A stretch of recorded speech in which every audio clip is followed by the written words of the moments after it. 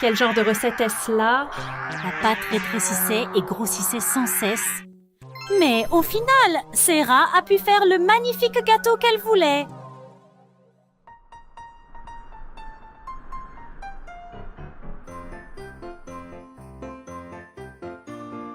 Le soir, toute la cour s'est réunie autour de la table pour le dîner de célébration. Le prince était si heureux. Mon prince, je serais honorée si vous acceptiez mon cadeau. Ne sommes-nous pas censés ouvrir les cadeaux à minuit? Mon cadeau ne peut pas attendre si longtemps, mon prince. Apportez-le! 2 serviteurs ont apporté le gâteau de Sarah. Il avait l'air très bon. Merci, Sarah. Il a l'air délicieux. J'aimerais en prendre une tranche. Alors que le prince s'apprêtait à couper le gâteau, celui-ci s'est gonflé comme un ballon et a fini par exploser et s'éparpiller partout.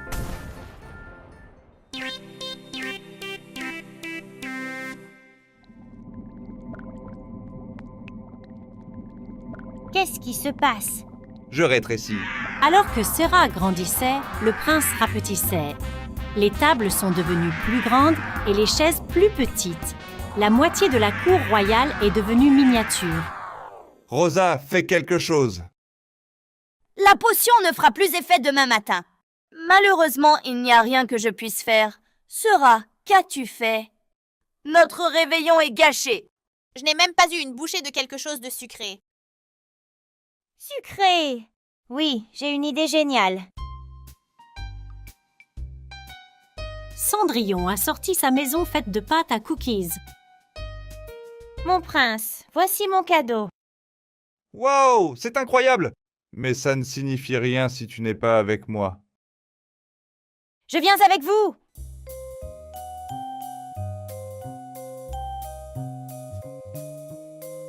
Cendrillon a versé le reste de la potion de rétrécissement sur elle et Pofu.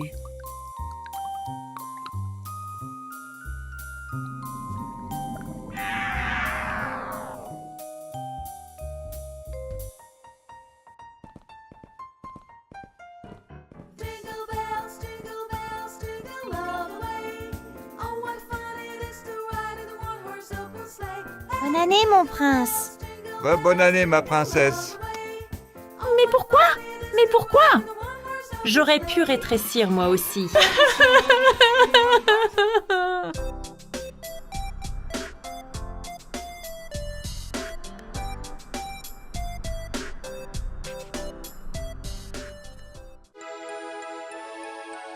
Il était une fois, dans un pays lointain, la famille Stanbaum. Leur fille s'appelait Clara et leur fils Fritz. La veille du Nouvel An, Clara était très excitée et ne pouvait pas s'endormir. Elle attendait avec impatience que le jour suivant arrive. Le temps passait si lentement. Oh Dieu, s'il vous plaît, écoutez mes prières. Fais qu'il neige demain soir et laisse-moi avoir un très beau cadeau de Nouvel An. Enfin, le Nouvelle Année est arrivé. Ils ont décoré toute la maison et bien sûr le sapin dans le salon. Quand Clara se réveilla le matin, elle n'en croyait pas ses yeux. Ses prières avaient été exaucées pendant qu'elle dormait.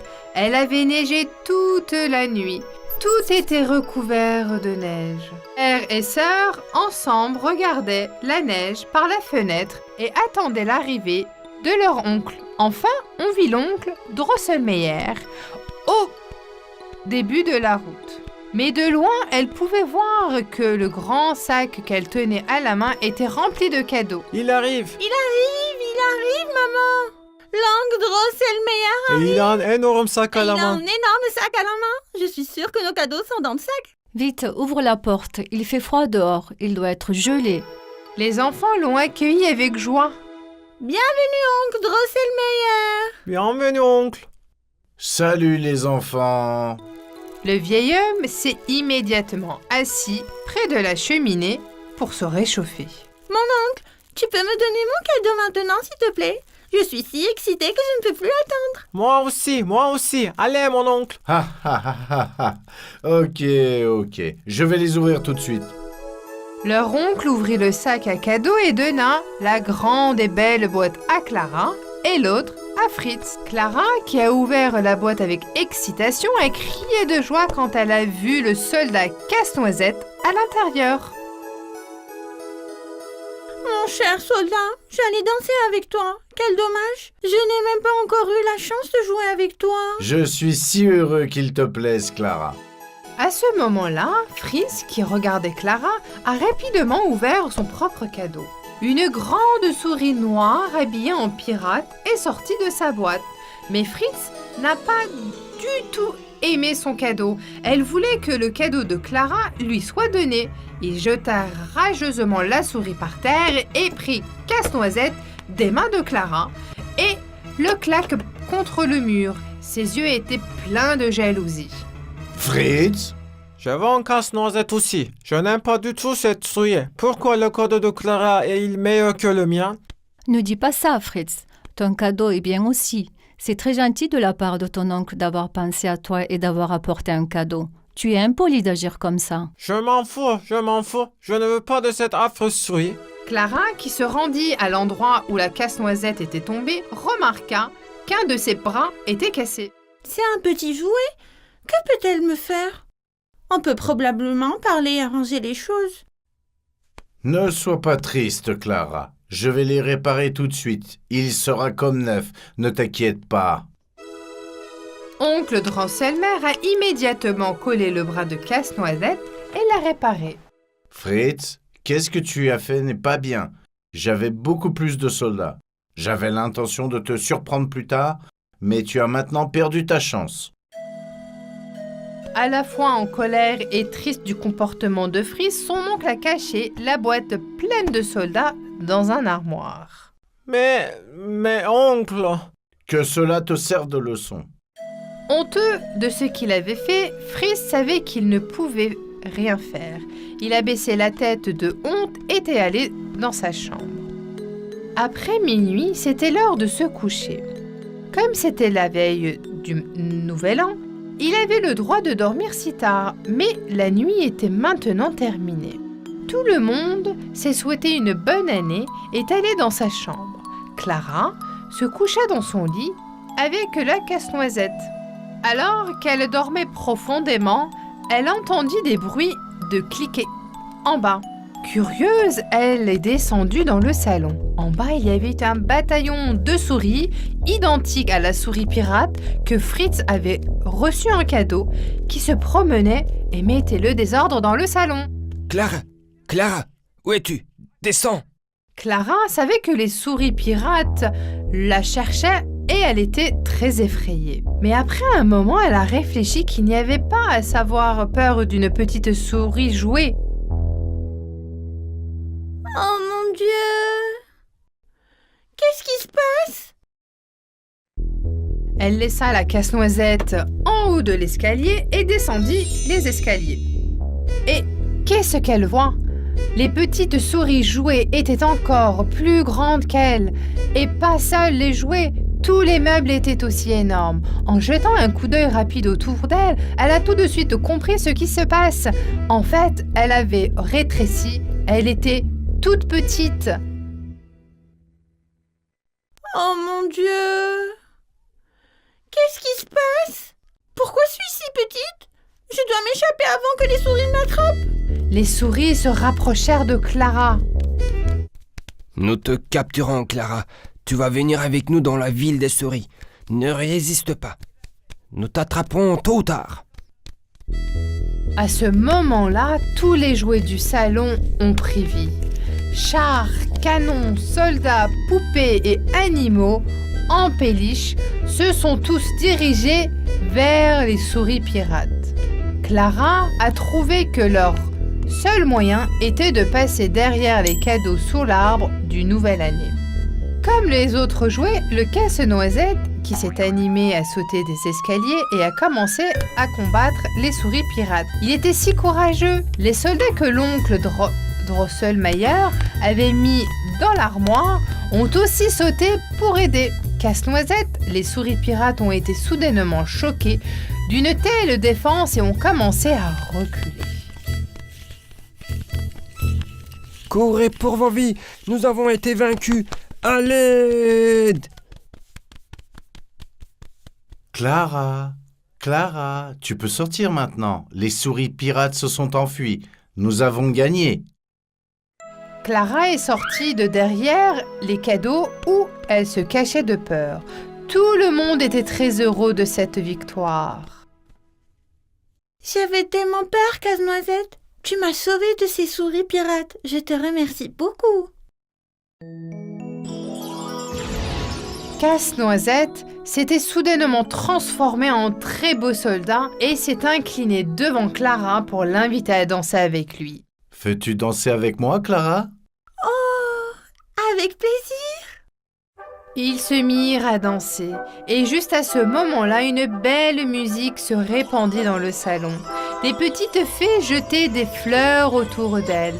Les fleurs étaient magiques et Clara s'est soudainement retrouvée dans un magnifique costume de danseuse de bal et des chaussons de danse. Clara s'était transformée en danseuse de ballet. Je t'admire, Clara. C'est merveilleux que tu fasses du ballet. Merci. Mon plus grand rêve est d'être une danseuse de ballet un jour. Pensez-vous que je puisse en être une? Je suis sûr que tu seras une merveilleuse danseuse de ballet. Alors, le nom de la mélodie qui joue en ce moment s'appellera Casse-Noisette. Chaque fois que tu l'entendras, pense à moi, Clara.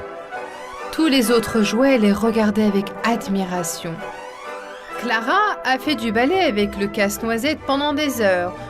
Tournant sur un pied, c'était comme si elle volait dans le salon. Mais soudain, elle a entendu un bruit.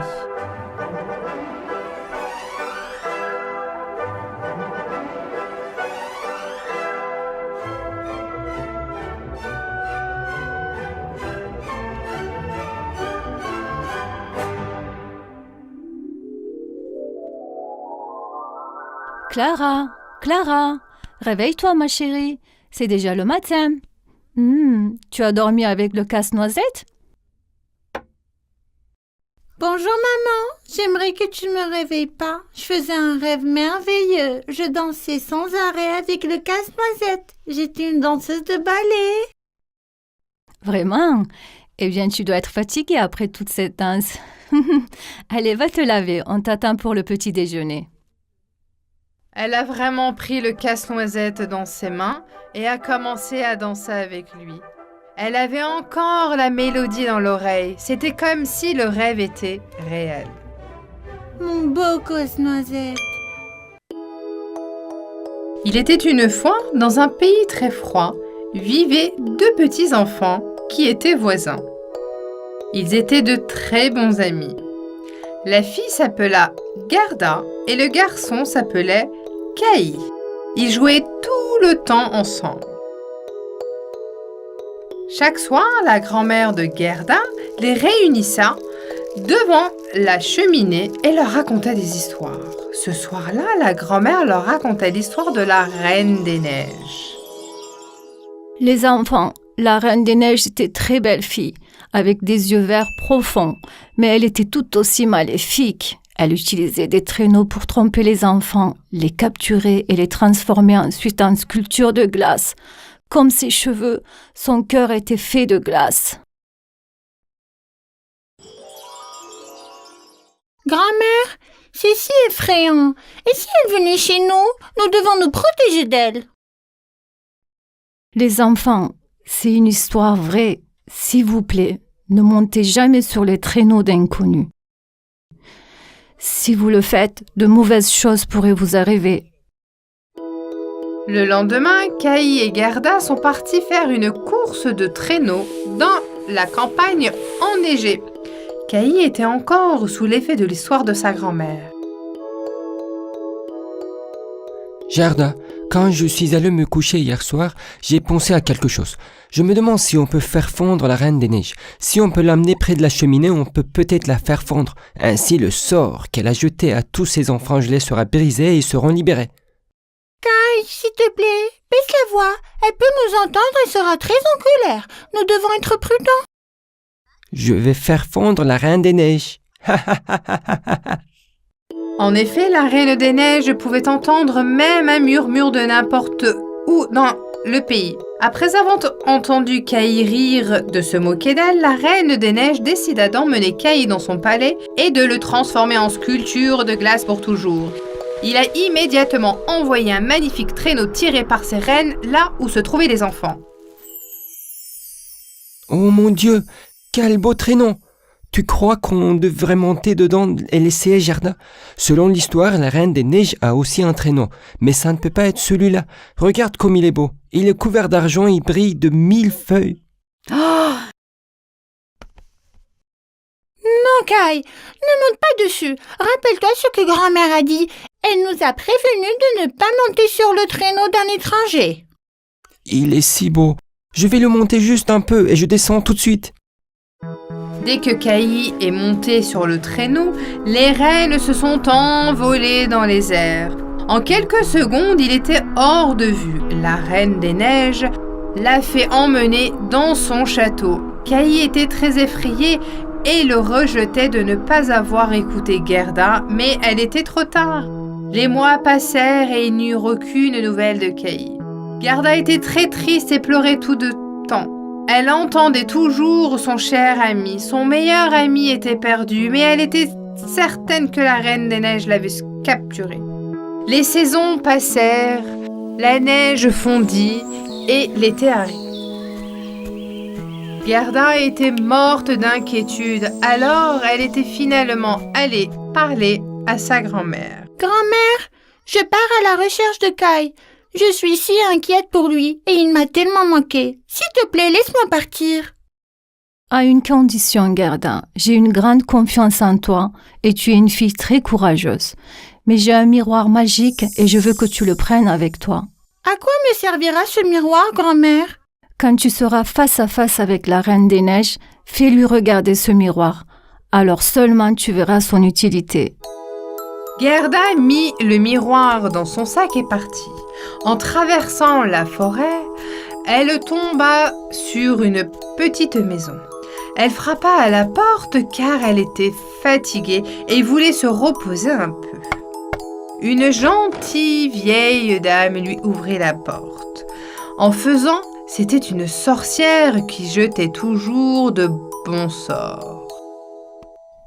Entre, ma belle, nous t'attendions. Je sais pourquoi tu es ici et je vais t'aider. Tu cherches ton meilleur ami Kai? Mon chat Coton te dira où il est. Vraiment? Merci beaucoup. Gerda a immédiatement allé près du Coton qui était couché sur un oreille près de la cheminée. Cher Coton, comment puis-je trouver mon ami Kai? Il y a une petite fille dans le chalet au bout de la forêt.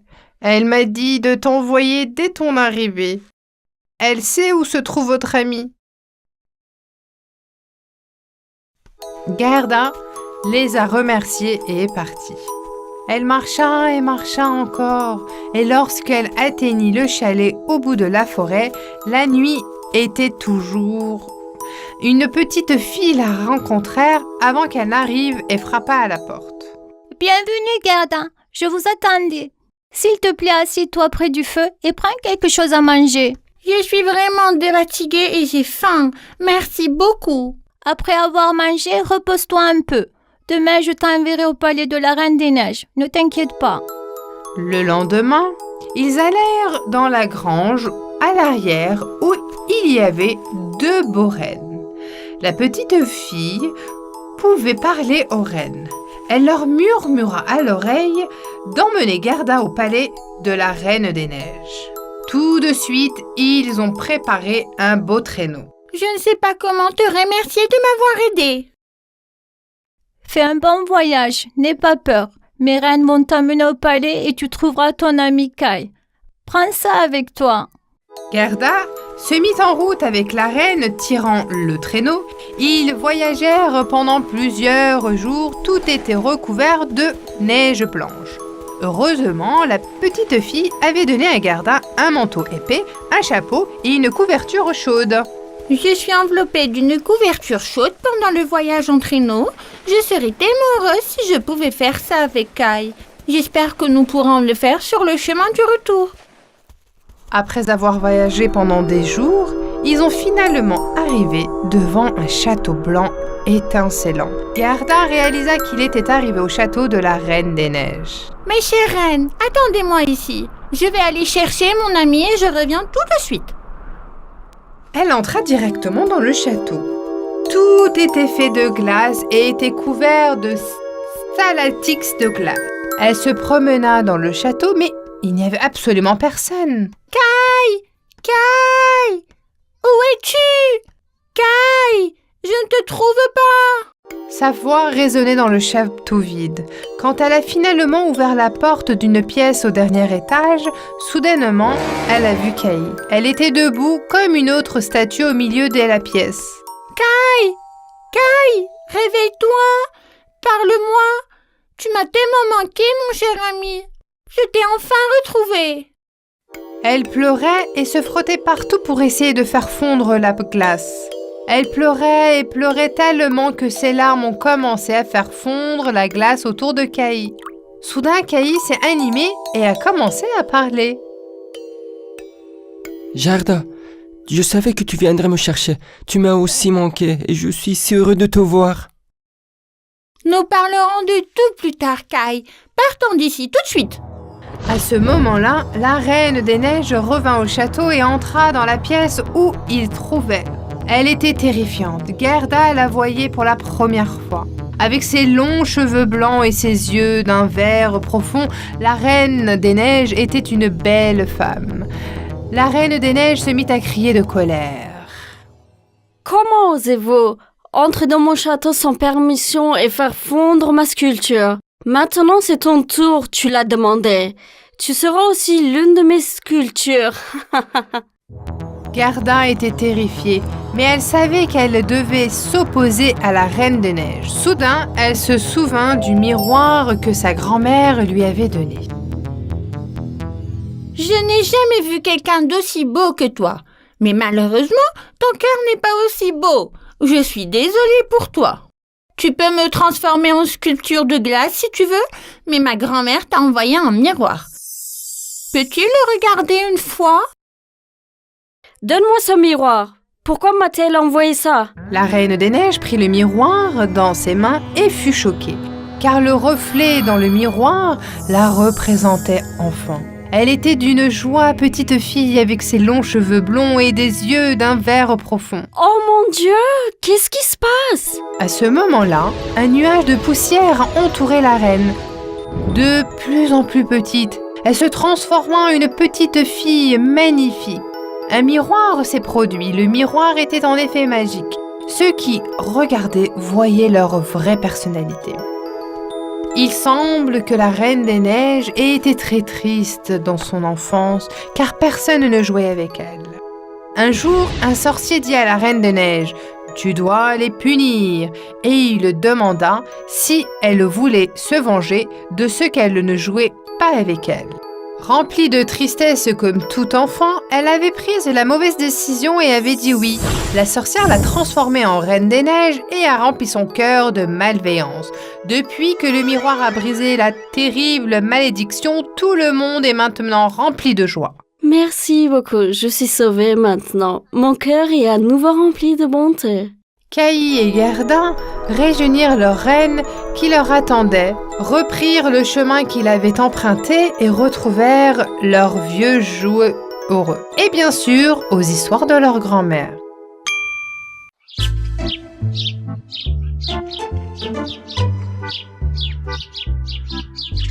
Il était une fois 3 petits cochons nommés Honky, Ponky et Minky, vivaient heureux avec leur mère dans leur maison.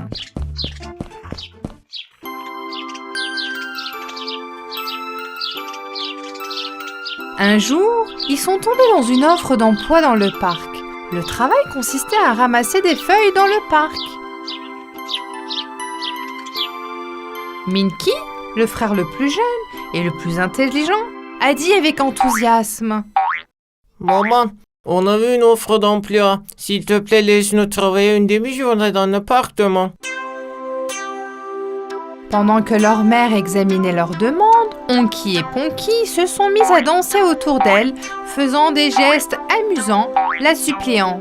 Minky les a rejoints aussi. S'il te plaît, maman, laisse-nous travailler. Après y avoir réfléchi, leur mère a accepté. Bon, d'accord.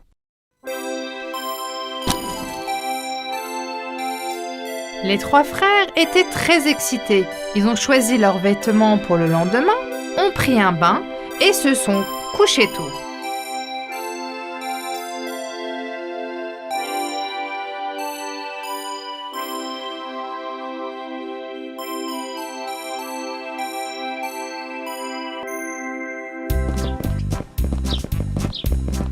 Tôt le matin, ils sont allés au parc.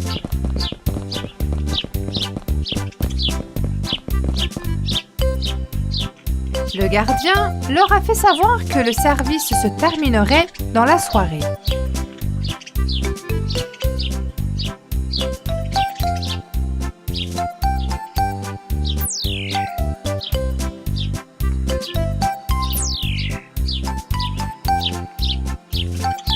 Ils ont pris leur balai et se sont mis au travail. Mes frères, prenons chacun un coin et commençons à ratisser en travaillant notre chemin.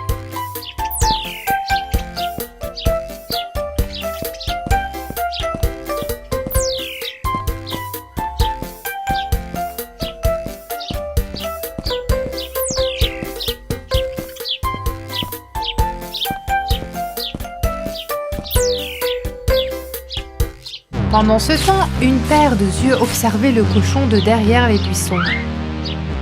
Ce n'était autre que le méchant loup. Le loup a observé un plan pour empêcher les porcelets de terminer leur travail. Je vais vous apprendre, petit cochon. Vous ne serez jamais capable de ratisser ces feuilles parce que je vous en enverrai d'autres après les avoir soufflées de l'arbre.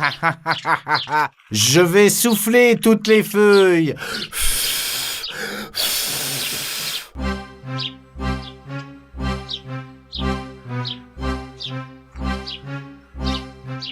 Le méchant loup grimpa sur l'arbre et commença à souffler sur les feuilles. Onky continuait à ratisser les feuilles, mais ne voyait pas ce que faisait le méchant loup. Trop de feuilles! Plus on ratisse, plus ils apparaissent. Arrêtez de pleurnicher et ratissez. Il nous reste peu de temps. Les 3 frères se remirent au travail. Pendant ce temps, le loup allait d'arbre en arbre, secouant les branches pour que les feuilles tombent. Il est arrivé à l'arbre à côté de Ponky. Je vais souffler toutes les feuilles.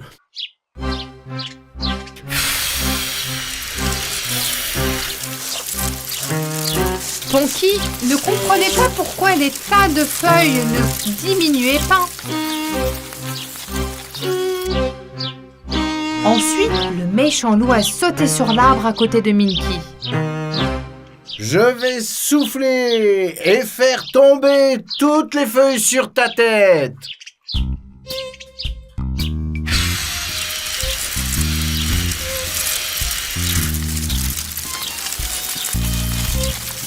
Les feuilles tombaient comme des gouttes de pluie.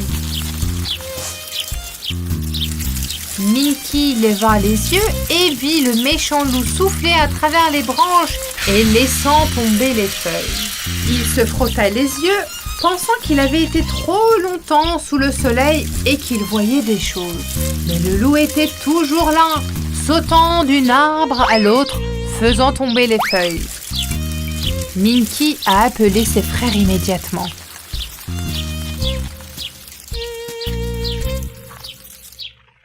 Regardez les arbres. Les porcelets étaient surpris. Ils ont donc tout de suite élaboré un plan. Nous n'avons pas peur du méchant loup.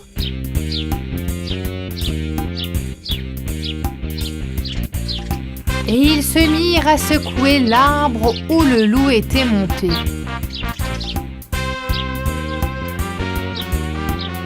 Le loup réussit à sauter jusqu'à l'arbre suivant. Sur le pommier!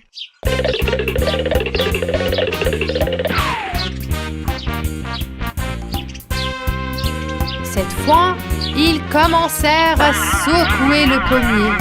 Le loup a été pris de vertige à cause de toutes les secousses, a perdu pied et est tombé au sol. Je n'ai pas encore fini avec vous. Nous nous reverrons. Oui, c'est ça! Il se fait tard, il nous reste très peu de temps. Le parc est sur le point de fermer, il y a des feuilles partout.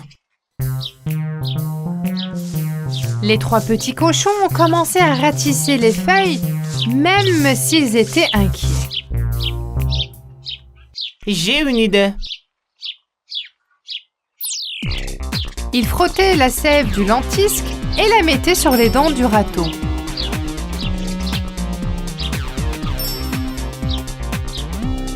Ainsi, les feuilles restaient collées et ils pouvaient ramasser plus de feuilles en peu de temps. En une demi-heure, ils ont ramassé toutes les feuilles du parc.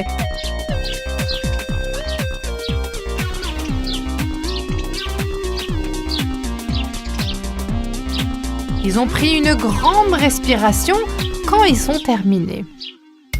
Sur le chemin du retour, les 3 petits cochons décident d'acheter un cadeau à leur mère et de leur faire une surprise. Ils voulaient acheter un collier, mais même après avoir réuni leur argent, cela ne suffisait pas. Si nous ne pouvons pas nous offrir un collier, achetons un beau gâteau à la boulangerie.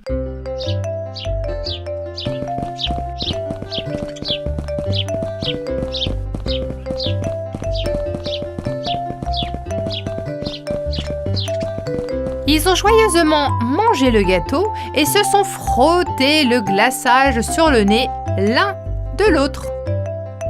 Maintenant, dites-moi, vous avez eu du plaisir à travailler? C'est amusant, maman. Un peu fatigant, mais on s'est quand même bien amusé. Les feuilles étaient si colorées et si belles. Elles sont si belles lorsqu'elles tombent sur le sol. Mais c'était plus drôle de regarder le loup tomber de l'arbre.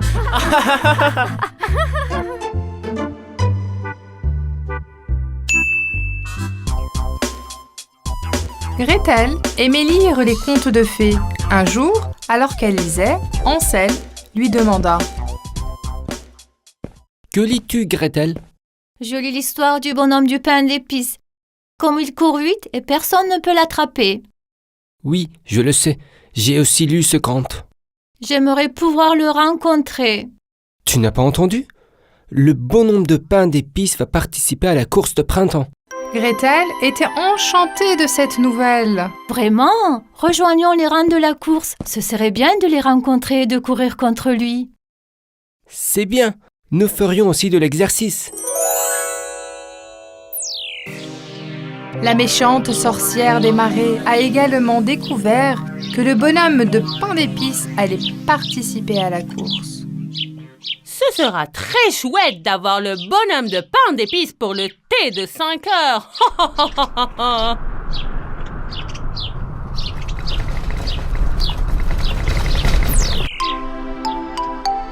Hansel et Gretel se rendirent en ville pour participer à la course et rencontrèrent le bonhomme de pain d'épices.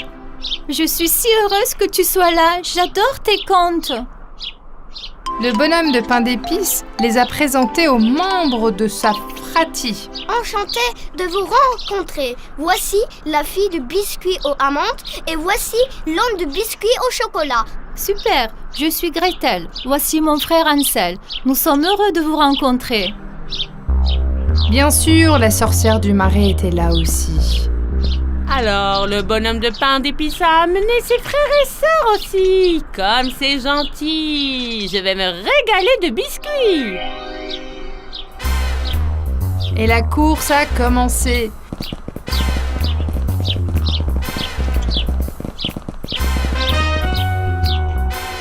Le bonhomme de pain d'épices criait tout en courant.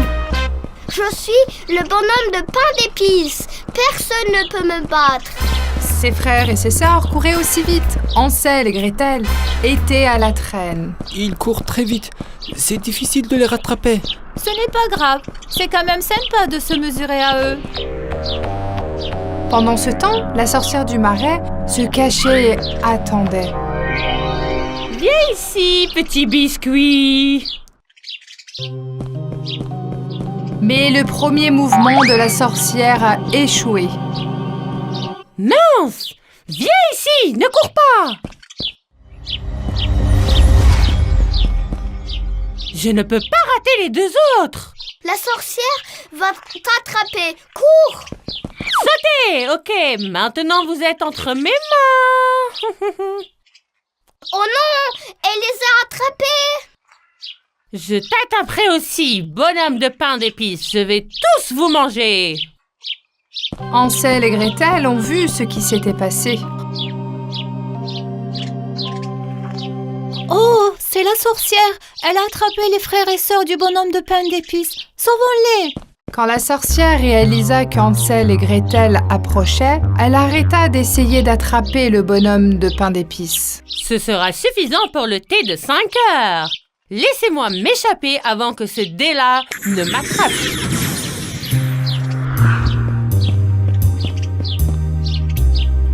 Le bonhomme de pain d'épices était très triste. La sorcière va manger mes frères et sœurs si je ne les sauve pas. Hansel et Gretel décidèrent de l'aider. Ne t'inquiète pas. Nous allons les sauver. Mais d'abord, ils devaient en savoir plus sur la sorcière et sur l'endroit où elle vivait. Je n'ai jamais vu cette sorcière avant. D'où vient-elle? Une chouette perchée sur une branche a dit aux enfants qu'elles étaient une sorcière des marais et qu'elle vivait là. Donc cette sorcière vit dans les marais. Dépêchons-nous de sauver les frères et sœurs biscuits de cette méchante sorcière.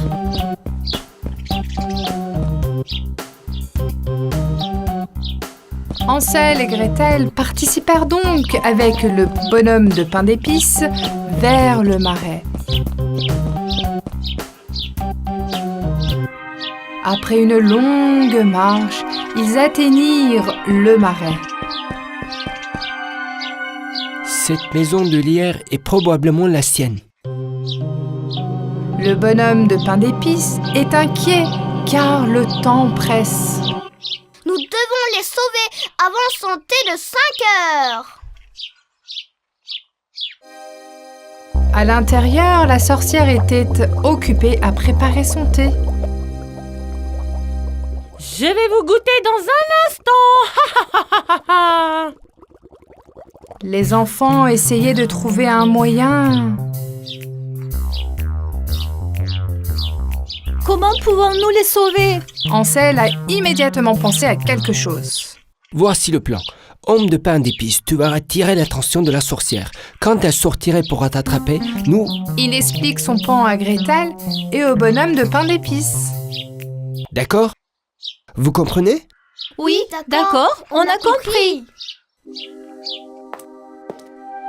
Pendant ce temps, la sorcière se préparait à boire son thé. Viens ici, biscuit aux amandes. Laisse-moi te goûter en premier.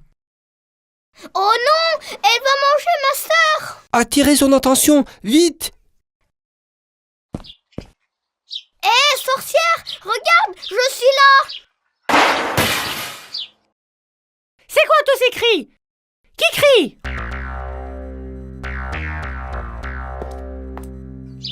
C'est moi qui vous le dis. Laissez-les partir ou je te détruirai. Ah, tu es venu, c'est bien. Je vais prendre un autre cookie maintenant.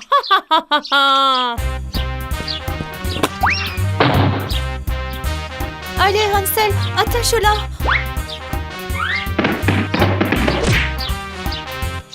Oh non, Hansel! Allez! Vous allez m'attacher, hein? Le marais vous attend pour vous avaler. Non, s'il vous plaît, ne faites pas ça. La méchante sorcière avait complètement oublié quelqu'un. Le bonhomme de pain d'épices. Help! Sauvez-moi! Vite! Sauvons Hansel! Ok, allons chercher les frères et Sœur Cookie.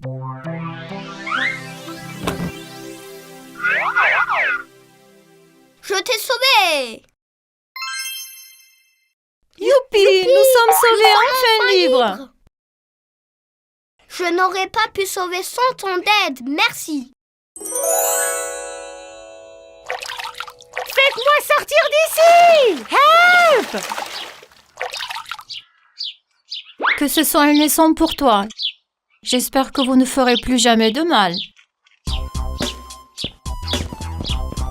Et c'est alors qu'ils rentrèrent joyeusement chez eux.